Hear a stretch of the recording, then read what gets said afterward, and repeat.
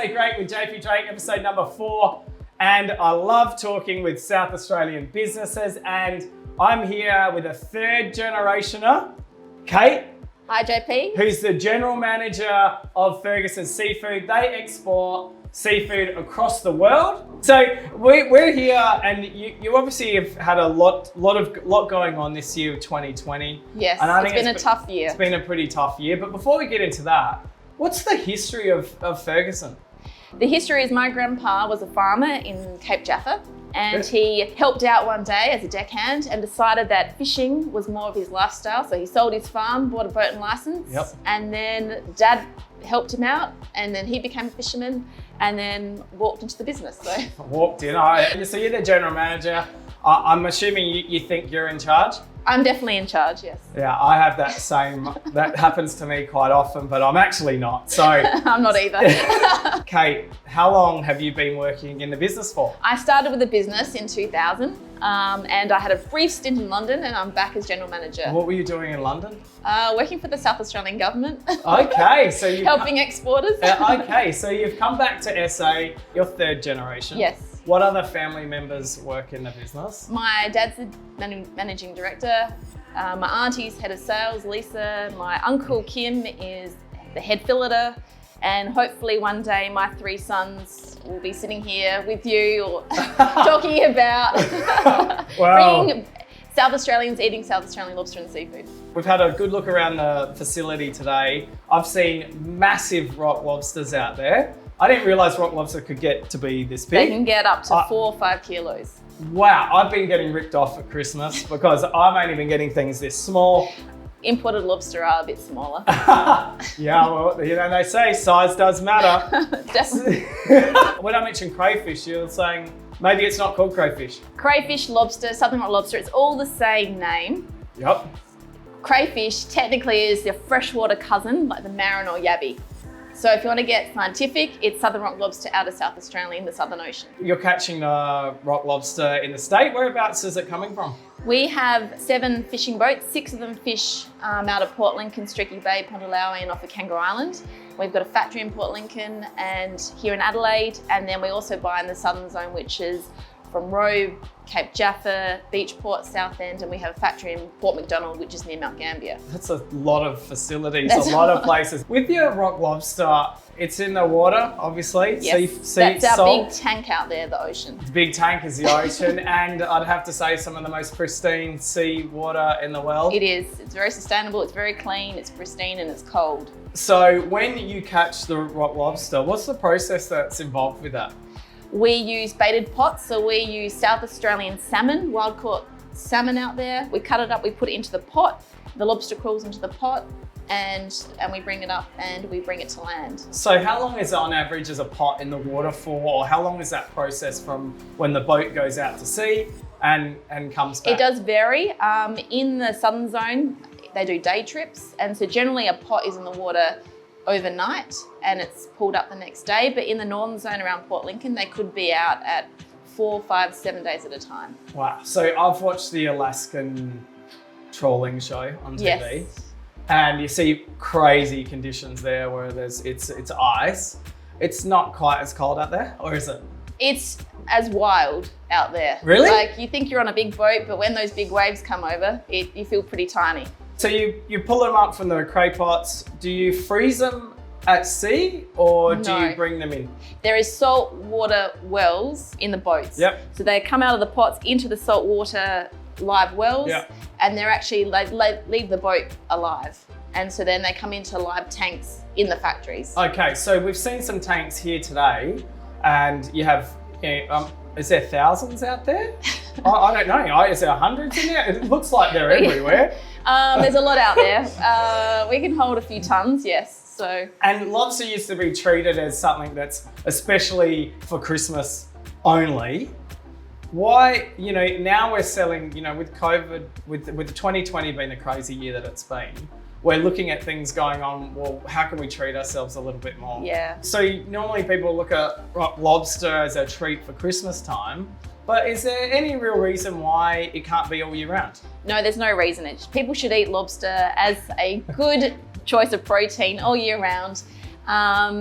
and it's becoming more affordable. It's been a tough year, so everyone deserves a little bit of luxury, and especially at Christmas time, but hopefully all year round. So we've seen it in the meat industry. We've started selling Wagyu in store, and people are paying $80 a kilo for that, which is an aggressive price Wagyu. Back in the day, rock lobster, about $150 a kilo. And I believe that you're looking at maybe trying to infiltrate the local market a little bit more with a bit more of an aggressive price. Definitely. We're trying to bring Australian seafood and Australian lobster back on the South Australian tables. And we do realise that the last 30 years, lobster has been unaffordable for the average South Australian, but we see the South Australian market as a real long-term market. And let's face it, we have the best conditions.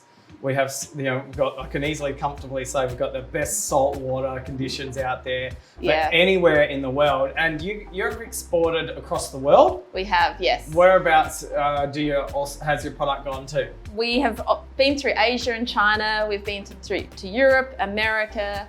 So they're the main markets that we'd export to. So it's not only lobster that we're talking about. I notice you have prawns. You also have a range of fish fillets. So what other products? We only deal with Australian, South Australian or Australian seafood. So nothing imported.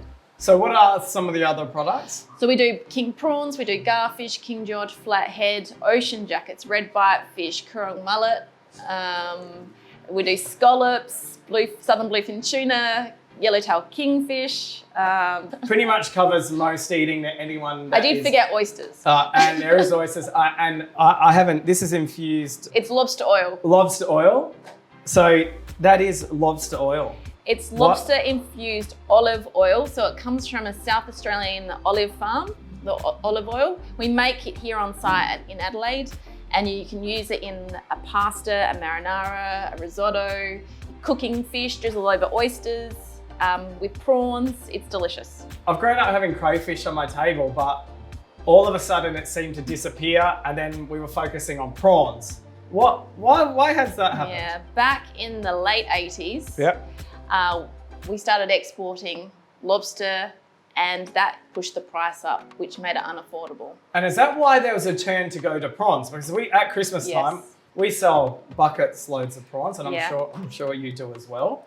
Yeah. And I did notice that you didn't see lobster on the table as much. As soon as the price hits a certain level, it becomes unaffordable. Yep. And so prawns filled that gap, definitely. Yeah, definitely. Everyone loves a prawn. Throw a shrimp on the barbie. One thing I'm really excited about, you really want to start to get your product infiltrated into the homes of South Australians. We do, yes. And I love the fact that you've identified that and you're going to make a push to do that. And we're going to be used as a partner to make that happen. But there's no doubt seafood is healthy. Yes. It's a good alternative if you want a different protein, and we're very heavily skewed for red meat.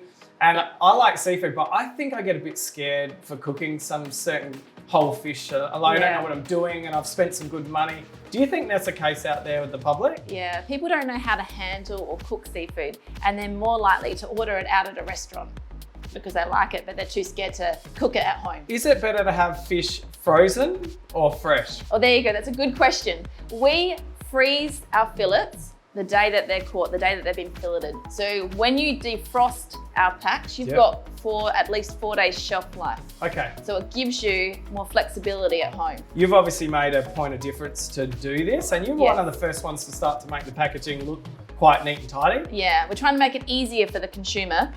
We try to put all the information on there, the right names, so then they know what they're buying. And majority of our fish are from South Australia. So third generation South Australian business. Family owned. Family owned. All money that you make or your family makes comes back into the state. We employ about 100 staff across regional areas in Adelaide. And that's amazing. 100 staff. And that's a big distance as well, from Mount Gambier to Port Lincoln. How many, is it all year round? Yes, we try to make it all year round. So catching lobster, they're not fussy for like January, February, they're all year round? They're all year round. In the northern zone, which is around Port Lincoln, fishing happens 12 months of the year. Okay, so you would have seen some footage of the tanks here. The lobster comes here, and it gets stored in all these different compartments. Yes. What temperature is that? It's the It same- felt cold. It's the same temperature as seawater. So we set it at 11.5 degrees. So it's refrigerated seawater to keep the lobsters calm and sleepy. So do lobsters, are they actually quite aggressive sometimes? They can be, yes. And they can eat each other if they get, Really? yeah. When they come here, you put them in their tanks, and then you obviously have them in the tanks for when they're ready for their orders? Or... Yeah, we size them. So a lobster, the smallest lobster is 450 grams, up to 3 kilos, and they're all in their little pens in the tanks, all within their different size range. I was looking in the tanks, and I Yeah. saw some red lobsters and then some little bit lighter red lobsters, and I was trying to figure out what's the difference with them. There's no difference in quality. Yep. It's just that the redder the lobster, it's in shallower water. So the sun comes down and makes the shell redder. So they've got a tan. So technically they're tanned. So They're the tan red lobsters. ones like are probably the more model type. Yeah, they are, they're the good looking ones. They're the good looking ones. And the white ones are sort of like me, sort of a bit deep. Yeah, they're deep down. water. Deep water, less sun, keeping out of the sun. Exactly. Okay, do you have to feed them here? Not normally, but if we have them for a month, we would feed them South Australian squid. These guys, Or octopus. These guys are so, or octopus. These guys are like well fed, no farm stuff. So No. So this is all wild caught. Yes. So if it comes in, how do you then prepare it to go onto the shelf? So we would cook it to order. So the most humane way is to drown it in fresh water. Yep. And then we would cook the lobster in boiling salt water. So, Okay. so from the sea. So that's how you get that rich flavour. Yes. And it is a Yes. salty flavour. Yes. Yeah. You're eating something from the sea, ocean taste. So I'm Johnny the Rock Lobster.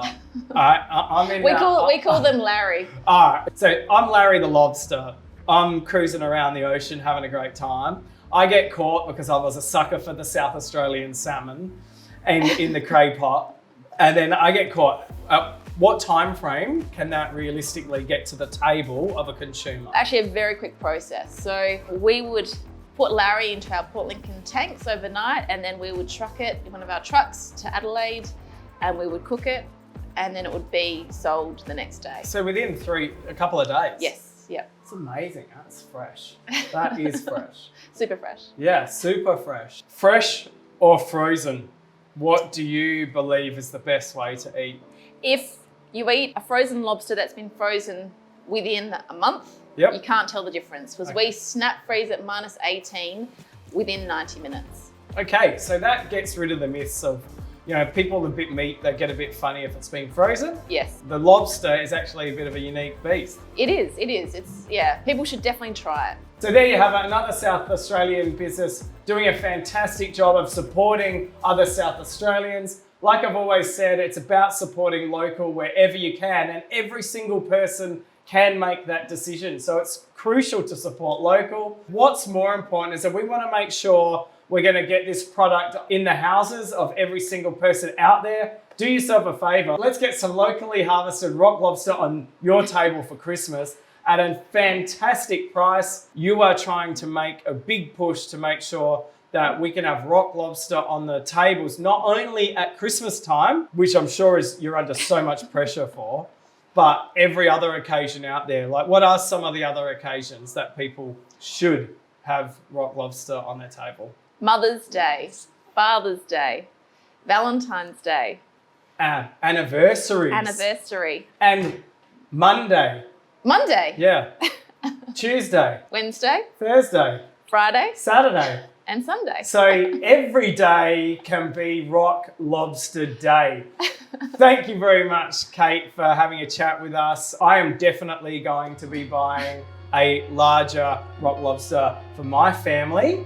And I've got an anniversary coming up too. So now it's become more affordable. I'm making sure that we are doing our best to make sure we look after South Australian businesses by keeping it in this state and keeping it in this country. Thank you.